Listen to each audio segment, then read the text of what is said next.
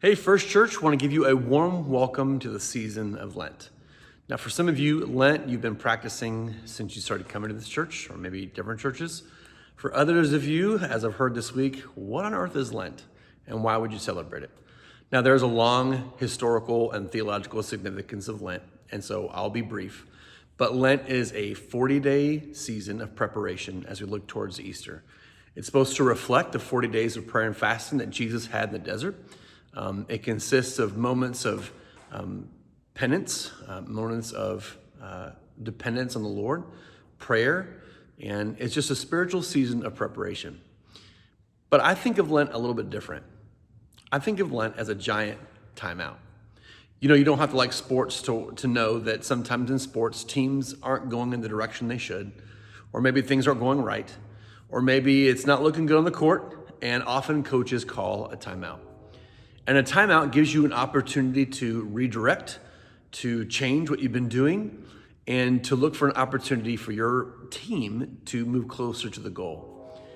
And for me, that's really how I think about Lent. Lent is an opportunity for me to say, wait a minute, before spring comes and we get in the movement of all these things and our schedules go and jobs and schedules just begin to become more and more the norm. I want to make sure that I'm headed in the right direction. I want to make sure that my attitude's right, that my heart is directed towards Christ and not my own strength. And I want to make sure that I'm in a season looking forward to in the anticipation of what Easter and the resurrection and the celebration that it brings to my life and the life of this church. And so we celebrate Lent here at First Church, not just because we're Methodists, but because we think it's important every once in a while in the season of our lives to call a spiritual timeout. For us to make sure that we are dedicating time and efforts and energy into our relationship with the Lord, and to make sure that we are admitting our dependence upon Him. You know, in a timeout, often teams will say, hey man, I'm sorry I missed that pitch, or I'm sorry I didn't hit the alley-oop or that play. And they'll look at teammates and say, hey, I'm gonna look to you now. And in the season of Lent, I think that's what it's really about, is to say, Lord, I'm sorry that oftentimes I counted on myself. I looked to myself. I relied on myself. And instead, I want to turn my attention back to you. I want to fixate my heart and life back to you. Now, there are some parts of Lent that incorporate looking towards the cross and obviously to Easter. But it's really an opportunity for us, for you, to stop and to say, Lord, I want to redirect my mind to you. As spring comes, as maybe my schedule gets ramped up and even more busy with my family, I want to make sure that I'm keeping you at the forefront as the goal of my life. So for many people, Lent means taking some things out of their life.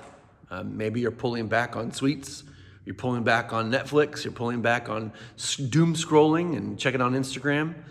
But for others, it's an opportunity to add some things to your life. Maybe some times donated at the Manna Center, or maybe some extra moments in prayer. Or maybe you want to pick up a new Bible study or check out J.D. Walt's study, Jesus Asking, or on the Seedbed Daily Text. There are a lot of different ways to celebrate and to participate in Lent.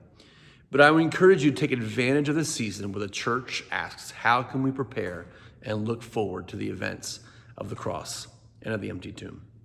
So really looking forward to starting Lent with you. Also looking forward to beginning this new sermon series entitled Jesus Asking, where we look at some transformative questions that Jesus asked from the New Testament.